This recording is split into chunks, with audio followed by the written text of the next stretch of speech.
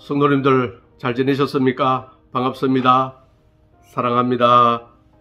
오세동 목사입니다. 오늘 내 인생의 다리가 되는 말씀 시즌 1 마지막 순서로 제가 함께 하나님의 말씀을 나누게 되었습니다. 제가 한 번씩 말씀드렸다시피 저는 울릉도에서 태어났습니다. 모태신앙으로 태어났죠. 그러다 보니까 제가 채 생각을 하기도 전부터 교회를 다니고 있었습니다. 울릉도에서 엄마 손에 이끌려서 교회를 다닐 때 한 번씩 눈이 참 많이 왔는데도 그 눈길을 헤치고 다니기도 하고, 또 새벽 기도에 엄마 손에 이끌려서 다니기도 하고요. 저녁에 부흥회 때도 또 엄마 손에 이끌려 다니기도 하고, 참 즐거웠고 재미있었습니다. 참 열심으로 교회에 다녔죠. 그리고 초등학교 5학년 때 부산으로 이사 오게 되었는데요. 그때도 여전히 오자마자 이사한 곳에 가장 가까운 곳에 교회를 택해서 다녔죠. 그냥 당연히 교회 나가는 것이었고요. 교회 다니는 것이 굉장히 자연스러운 일이었습니다. 그런데 한 중학교 2학년 때부터인가 제 안에 새로운 생각이 삭트기 시작했습니다. 나는 왜 교회를 다녀야 되는가? 어머님이 하나님을 믿었다고 내가 꼭 하나님을 믿어야 되는가? 회의가 들기 시작했습니다. 하나님에 대한 분명한 믿음도, 그렇게 하나님에 대한 분명한 고백도 하지 못하는 상태인 저에 대해서 실망하기도 했고요. 또 억지로 매 주일마다 교회를 나간다는 것이 참 불편해지기 시작했습니다. 그렇지만 어머님의 마음을 상하게 하면 안 된다는 그런 생각으로 열심히 다녔죠. 적어도 주일 예배만큼은 빠짐없이 다녔습니다. 그러나 그 외에 자치활동이나 또 교회에 적극적으로 참여하지는 않았습니다. 그러다가 제 속에서 더 큰 갈망이 자리 잡기 시작했습니다. 이렇게 계속 교회를 다녀서는 안 되겠다. 그래서 고등학교 2학년이 될 무렵에 결단을 했습니다. 내 스스로의 믿음을 가지지 못하고 내 안에서부터 하나님에 대한 분명한 고백을 하지 못하게 되면 이제는 아무리 어머님의 마음이 상한다 하더라도 교회 다니는 것을 그만둬야 되겠다. 그런 결심을 하게 되었습니다. 그래서 고등학교 2학년 여름 수련회를 작정했습니다. 그 이전에 수련회도 꼬박꼬박 갔죠. 중등부 3년, 그리고 고등학교 1학년 때까지요. 그런데 꼭 그 수련회에 참석하면 친구들 가운데 참 열심히 있는 친구들이 있잖아요. 결단의 기도 시간에 보면 울면서 기도하는 모습을 보면 저는 이해가 되지 않았습니다. 어떻게 저렇게 울면서 기도할까? 정말 울음이 나올까?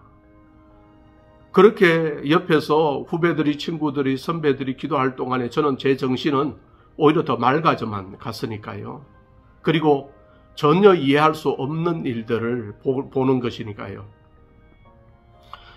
고등학교 2학년 수련회를 앞두고서 제가 결심한 것은 이번에 내가 하나님을 만나거나 하나님께서 내 마음에 찾아오시거나 내가 정말 하나님 믿겠습니다 라는 스스로의 그 믿음의 고백을 하지 않는다면 이번 수련회를 끝으로 교회를 졸업해야 되겠다. 그런 생각을 갖게 되었죠. 그런 간절한 마음이 있었는지 또 하나님께서 제 간절한 마음을 분명히 아셨으리라 생각합니다. 그래서 고등부 2학년 여름 수련회 때 그 결단의 시간대요. 하나님을 만나게 되었죠. 그때 읽었던 말씀, 깨달았던 말씀이 로마서 5장 8절의 말씀인데요. 우리가 아직 죄인 되었을 때에 그리스도께서 우리를 위하여 죽으심으로 하나님께서 우리에 대한 자기의 사랑을 확정하셨느니라. 이 말씀이 믿어졌습니다. 예수님께서 나를 위해 죽으셨다는 것, 그리고 하나님의 사랑이 예수님의 죽으심을 통하여 나를 위해 확정해 주셨다는 것, 무엇보다도 제가 죄인이라는 것이 믿어졌고 깨달아졌습니다. 사실 그때까지 별 잘못 안 했거든요. 별 죄를 짓지 않았습니다. 그래서 설교 시간에 계속 죄인이라고 하는데 진짜 죄인인지, 죄를 지은 것도 없는데, 그렇게 나쁜 행동을 한 것도 없는데 왜 내가 죄인이냐 라는 생각이 많았죠. 그 결단의 시간대에 제 마음속에, 제 생각 속에 얼마나 큰 죄가 있는지 정말 절실하게 깨달아졌습니다. 그래서 그 기도 시간에 예수님께서, 하나님께서 저를 향한 사랑을 확정하시면서 예수님이 십자가에 달리셨다는 것이 너무도 생생하게 느껴졌고요. 그래서 로마서 5장 8절 말씀을 통해서 주체할 수 없는 눈물이 쏟아졌죠. 그때 교회를 계속 다녀야 되겠구나. 그리고 제 인생의 터닝 포인트가 된 겁니다. 하나님을 인격적으로 만났고 예수님께서는 저를 위해서 십자가에 달려 돌아가셨다는 것이 그 어떤 것보다 확실하게 깨달아졌고 또 그 믿음 분명하게 가지게 된 거죠. 이제는 어머니의 믿음으로 어머님 손에 이끌려 다니던 수동적인 신앙생활에서 이제 능동적이고 참여적이며 적극적인 그런 신앙으로 바뀌어졌죠. 그때부터 제 성격도 바뀌었습니다. 원래는 제가 굉장히 내성적입니다. 그때 여학생들 앞에서는 말 한마디 하지 못하는 그런 아주 순수한 중학생, 고등학생이었고요. 그런데 고등부 2학년 그 여름 수련회를 기점으로 해서 성격이 완전히 바꾸어지는 그런 은혜가 있었습니다. 그리고 85년도에 대학교를 갔죠. 동아대학교 사학과 1학년. 역사학과를 입학한 것은 역사학 교수, 역사학자가 되는 것이 꿈이었습니다. 이미 고등학교 때부터 제가 작정한 것이 역사학자가 되는 것이었습니다. 그런데 들어가 보니까요, 민주화 운동이 한참이었습니다. 국가적으로도 사회적으로도 너무도 혼란스러운 시기였고요. 학생들은 거의 매일 데모하러 나갔습니다. 처음에는 이해하지 못했죠. 그런데 한 학기도 채 지나지 않아서 저 학생들이 왜 데모해야 할 수밖에 없는지를 분명하게 알게 되었죠. 그래서 저에게도 고민이 생겼습니다. 거리로 나가야 되느냐? 아니면 예배당에서 예배만 하고 있어야 되느냐? 굉장히 고민이었습니다. 대학교 3학년을 마치고 군대를 갔는데요. 그 군대 안에서도 진로를 놓고 고민했습니다. 왜냐하면 대학 생활을 하면서 또 청년부 생활을 하면서요, 성경 말씀 읽고 공부하는 게 너무 재밌어졌거든요. 역사학 교수가 되고 역사학자가 되는 것을 꿈꾸고 갔는데 성경을 읽고 성경을 공부하는 것이 너무 재밌는 거예요. 그때부터 신학책을 접하기 시작을 했습니다.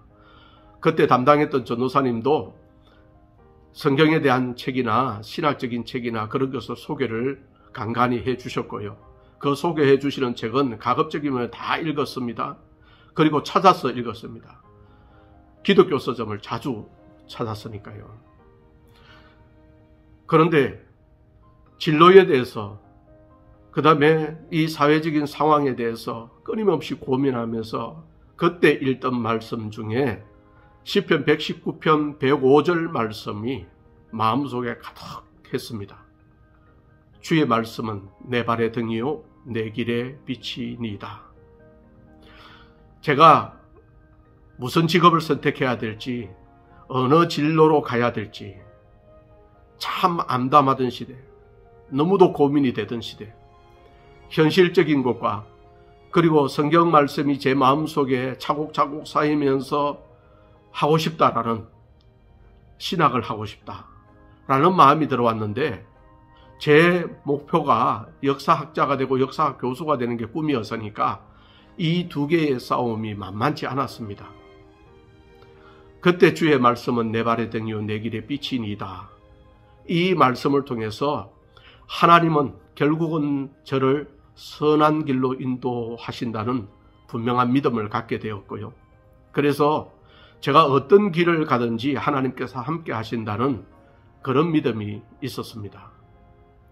그래서 일단은 지금은 신학하는 게 자연스럽지도 않고 자신 있지도 않고, 그래서 대학 들어올 때 꿈꿨던 역사학 교수, 역사학자가 되는 길로 가야 되겠다, 그런 생각을 하고 지내왔습니다. 그래서 제 중고등부 그리고 청년 시절에 내 인생의 다리가 된 말씀은 로마서 5장 8절 말씀과 시편 119편 105절 말씀입니다. 이 두 가지 말씀을 통해서 저는 지금까지 또 하나님 안에서 믿음의 길을 걸어오게 되었고요. 또 그 중고등부 시기에 또 청년부 시기에 그 말씀을 통하여 부어주신 하나님의 은혜 결코 잊을 수가 없습니다. 이 이후의 말씀은 다음 기회로 하겠습니다. 하다 보니까 너무 길어지네요. 우리 성도님들의 믿음의 앞길에도 주의 말씀이 길이 되고 등이 될 줄로 믿습니다. 그리고 무엇보다 우리를 위해 주님께서 십자가에 죽으심으로 하나님의 사랑이 확정된다는 것 분명하게 믿고 한 걸음 한 걸음 걸어가시는 우리 2021년이 되기를 원하고, 우리 모든 성도님들 그리고 가정, 자녀들 될 수 있기를 간절히 원합니다. 감사합니다. 사랑합니다.